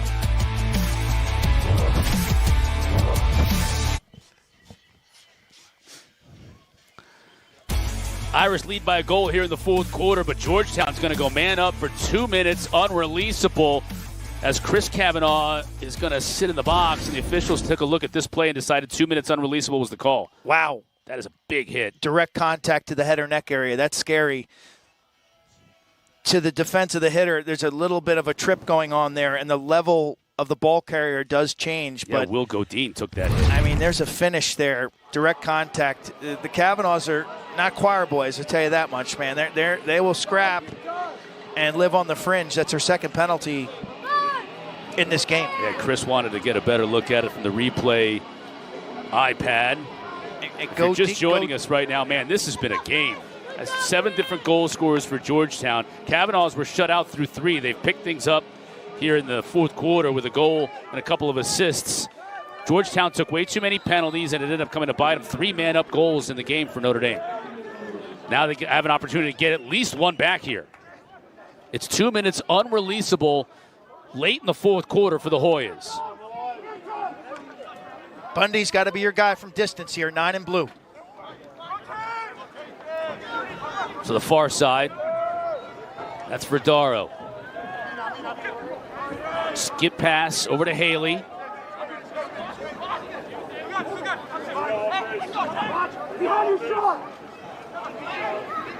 You got Bundy on the far side, sees him. He didn't pull the trigger. Wanted to get a little bit of a better shot. Wasn't able to get there. Now they'll kind of reset it.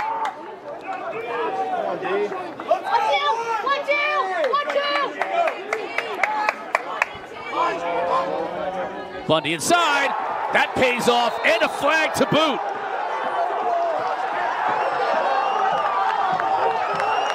Caggiano, the left-handed man-up specialist for the Hoyas, scores the goal. And let's get an idea of the officials what this call is going to be.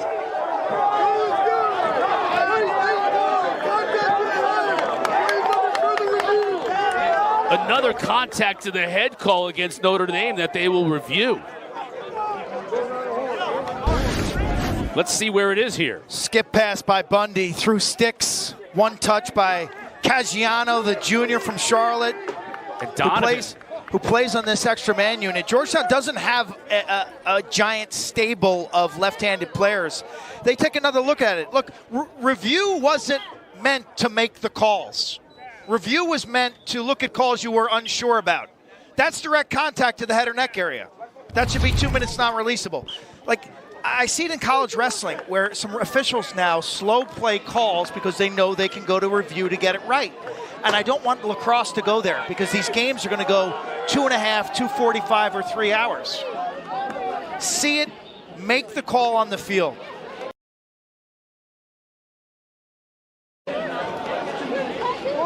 Yeah, this call, Review the should call not against be a Chris crutch. Kavanaugh, Should not be a crutch.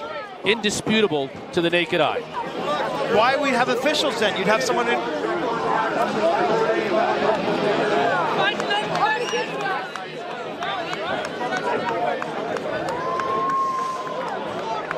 (9-9) now, tie game. Donovan will have to sit. Direct contact, that's going to be a 2-minute violation. Completely agree with it. Somewhere along the line, defenders are going to have to learn that sliding in a cross-check motion is going to have, you'll end up having a seat in the penalty box. And now Coach Corrigan is out almost to the face-off dot to get a full explanation of what's going on. Georgetown's going to be up 2 men for 1 minute and 3 seconds. And then an additional man, correct, and that continues for 2 minutes. An additional man up for 1 minute. So up 2 men for 1 minute and 3, unreleasable. Yes, now the defensive formation here with 4 is a box or a diamond. Defensively, you got to find 9 in blue. You want someone else shooting, not Bundy. Like Verdaro there. Offensively, you want to put someone in the middle of their defensive formation. Verdaro, you got Bundy on the near side.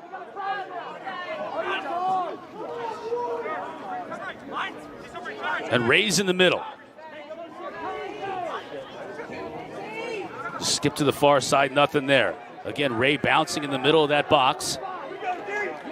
Here's Carroll. Bundy steps down, passes it. Bundy up top. Back over to Haley. Verdaro, he shoots. And Entenmann was sitting on it.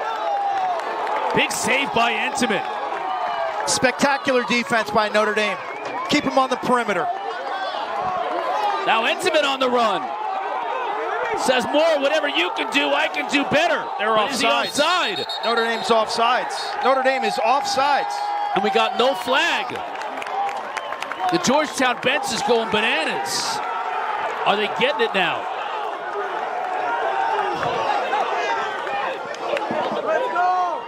Now they're giving it, I guess they're giving it to him. Remember, Notre Dame was, at the time, 2 men down. Entenmann makes the right play. It's not his responsibility to be onside. Yep. I think Notre Dame tried to call a timeout, and it wasn't given to them. 6 on 5 now. Great job by the Notre Dame defense when they were down 2, Cotter. Right. The way they boxed it up, kept them on the perimeter. At the very least, that Entenmann save and then clear ended up killing a lot of clock.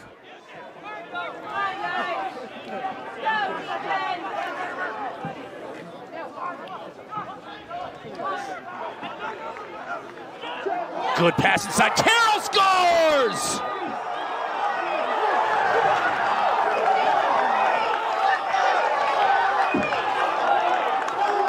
That was incredible body control from Aiden Carroll.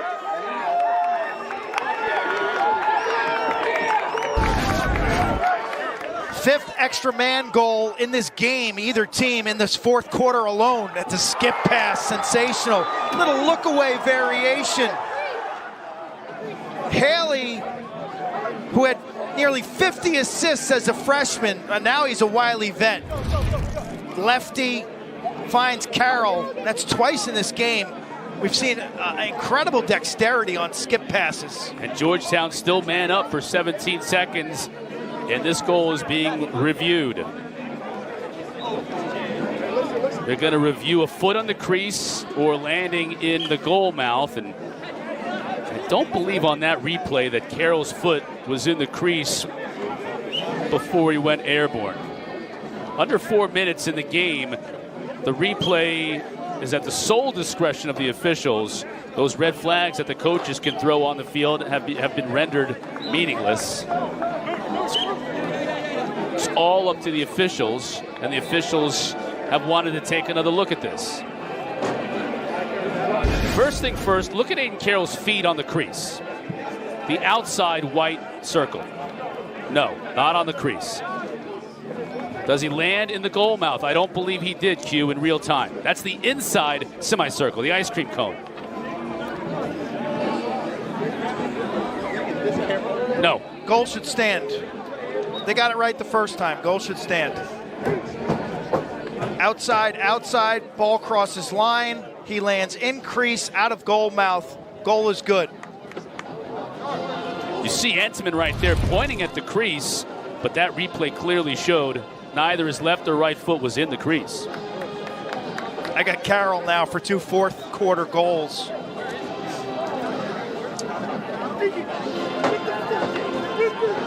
Here's the new video review scenarios this year.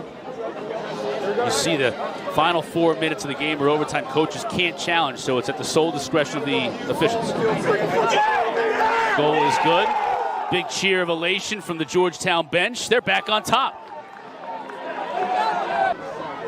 You don't win games like this by stalling your way to victory. You got to keep pushing. Within the confines of the shot clock, score again. Extend your lead. Now's not the time to slow it down. Wally Halpert picks up the ground ball. Coach Ward wants a timeout.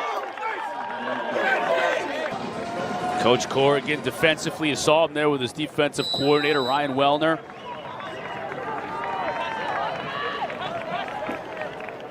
Bundy's just going to hang on to it, and it looks like Georgetown's going to set something up here. 6v6 with the entire shot clock at their disposal. They'll start it with Krogan. Verdaro on the far side. A lot of experience. Alexander Vardaro with the ball.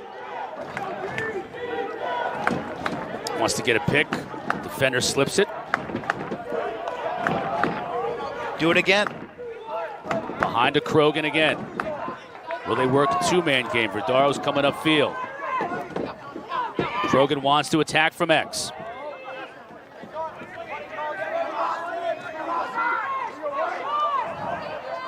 Ray now back behind the Krogan, who's inverted.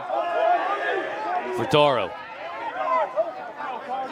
15 to shoot. Irish giving him nothing. Nice tee by Parlett, 21 in white.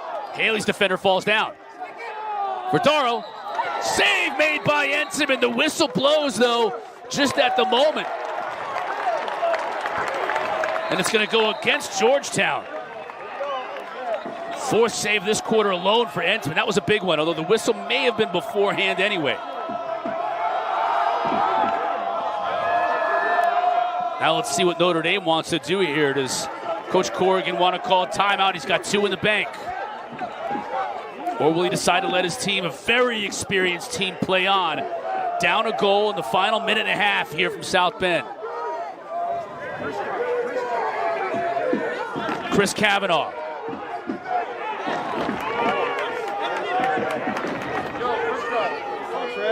Back to his right, being defended very well. That's Jack Leary on him. Leary not giving him an inch. Final minute of play and 30 seconds to shoot for the Irish. Pat Kavanaugh. Now the timeout comes with 21 seconds to shoot. Corrigan wants to talk things over to try and find a way to get that equalizer.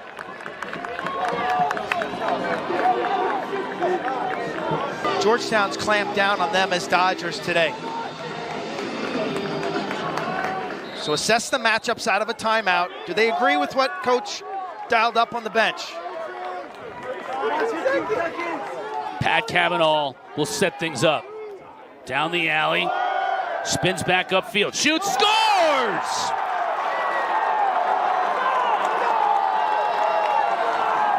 Well, it took him 59 plus minutes, Q. He finally found the back of the net. We're all knotted up at 10.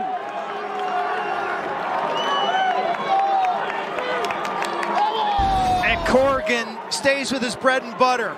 Pick, down to goal line, extended, and then back. Whoop, right there, change of direction, step away, he's running upfield. And I think he painted the inside high corner. Watch it again. Fadeaway, snapshot. It was Matty Ice for the PLL championship. This is Patty Ice to tie it. The legend, the Kavanaugh legend, continues to grow. Now with 39 seconds left, a huge face-off. Lynch wins it. Back to Napolitano. Notre Dame still with a timeout on the board. Lynch needs to get it to Dobson and does. Dobson now will get the timeout as he carries the ball into the restraining box. 21 seconds. Dobson will put it in play on the near side. Because this team does have options. It looks like they want to run Dobson off a pick. McLean wants to set the pick. Now he slides off. Dobson from up top, 15 seconds. Inside. Banks with a nice job. And we got a loose ball hole. It's going to go against Notre Dame. Can Georgetown get a shot off? The ball is loose in front. Oh, that's got to be a loose ball push. No, didn't get the flag. Instead, you get the horn, and it's overtime. What a dangerous play in front with that ball right in front. You can see Entenmann, should I come out and try and get the ball or not? I like the aggressive shot or long pass, and then it's just total anarchy. Notre Dame defense taking liberties. The officials not wanting to make a call late in regulation there, and it was just a crazy scramble. Watch this again. You tell me this contact is legal right there. It's a little bit. This is You're gonna let right that here. go. No, that's a stick. That's a stick check. That my fault. You talk about strength. Sean Light just yanks the offensive player down. So good officiating there. It looked worse in real time. Wow. All right, we're at overtime here. Number one team in the country. That number one ranking is on the line. And Georgetown, their ascension continues. This is not the same team we saw open the season against Loyola 3 weeks ago. I mean, this is... Next goal wins. Take a look at our overtime rules. To your point, sudden victory. 4-minute periods until one team scores. We'll have an intermission if nobody scores in the first 4-minute period, and then reset the timeouts, one apiece for each coach. Last overtime games for both these two teams. Fans circling the field on the far side.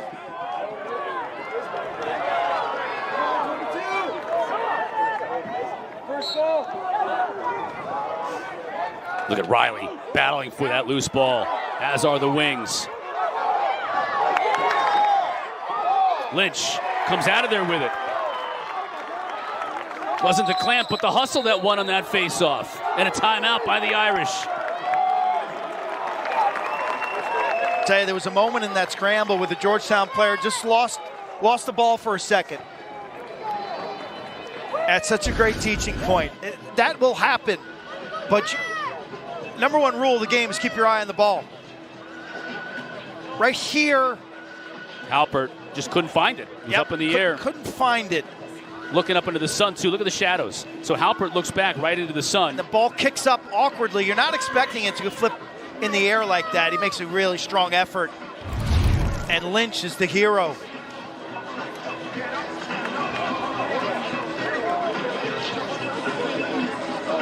Now the Hoy is drawing something up defensively to try and stop this offense that has come to life here in the fourth quarter. Aided by 3 man-up goals to kind of get them going, get both the Kavanaughs going. That certainly helped.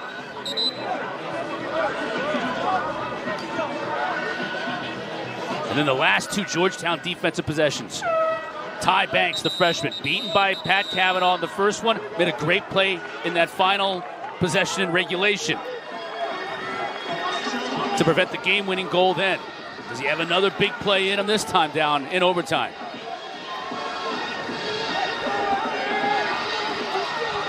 Looks like it's going to be Pat Cavanaugh.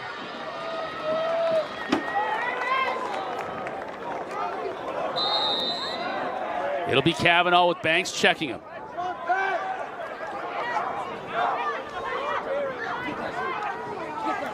Cavanaugh trying to come off a pick. Now he's got the big little. Got the switch. Georgetown's going to have to double early. Spins back upfield to the middle. Back to his left. The double comes. Now Georgetown's got the pole on him. Dobson with his left bouncer. Face-on backs it up. Inside over the back. McLean. Don't love that shot. Couldn't get it to go. Really tough angle. 3 minutes. Let's go! Come on, man! Come on! Clock. Just get it across. Over and back, not called.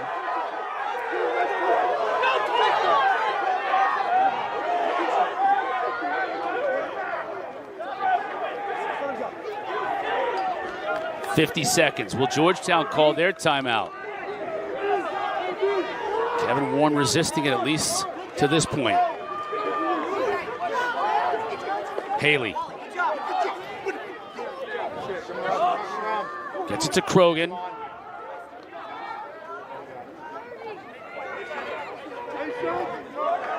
Here's Bundy.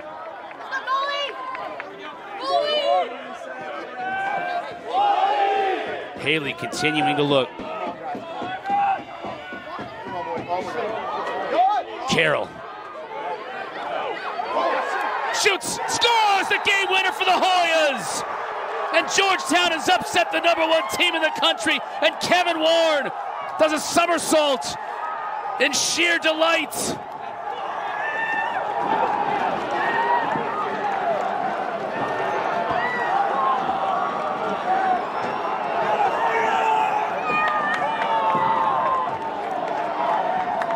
The captain, Aiden Carroll, completes a hat-trick cue with the game winner on the road. A Georgetown team that got housed in the opener, embarrassed at Loyola, has bounced back 3 weeks later to upset the #1 team in the country on their home field. They had a plan. They played with incredible discipline and structure, ragging the clock, being opportunistic on offense. The defense and goaltending, outstanding. And in overtime, you take the defender to the island. Watch how hesitant Notre Dame is here to double team. They leave Ramsey, and no one wants to help him. Nobody wants to go.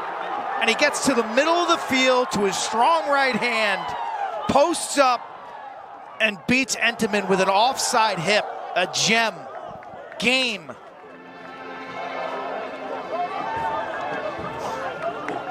There's Kevin Warren. Back somersault for Warren. He should be breakdancing with that outfit on. Beautiful.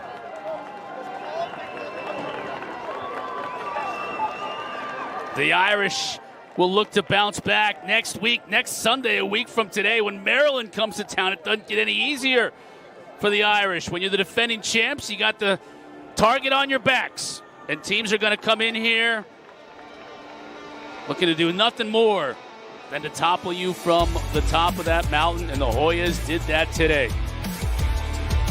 For Quinn Kesnick and our entire crew here in South Bend, I'm Chris Cotter. Thanks for watching, everybody. What a win for Coach Warren and the Hoyas in overtime.